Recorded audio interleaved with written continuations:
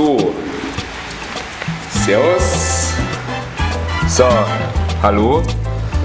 Das ist der Tobi. Da ist der Zosi.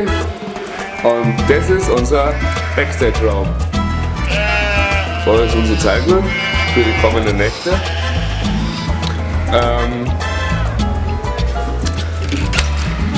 Da ist unsere Toiletten. Genau. Eine Dusche, aber ohne Duschkabine. So, dann gehen wir mal weiter.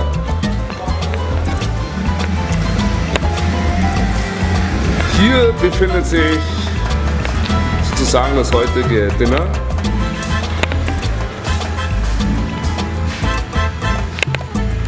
Schauen wir mal, was da zum Essen gibt heute.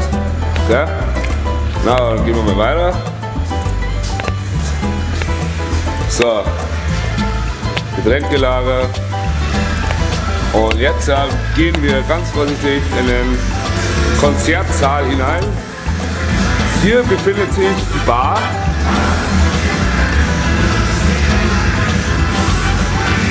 Da drüben sitzt der Christian. Christian, sag mal hallo. Sag mal servus. Das ist der Christian, unser Bassist. Und hier werden wir heute Abend rocken. Gerade so Aufbau, aber das werden wir heute. Ich glaube, dass um 3 bis 10 Beginn ist. Es ist einfach der Wahnsinn, hier zu sein in Portugal.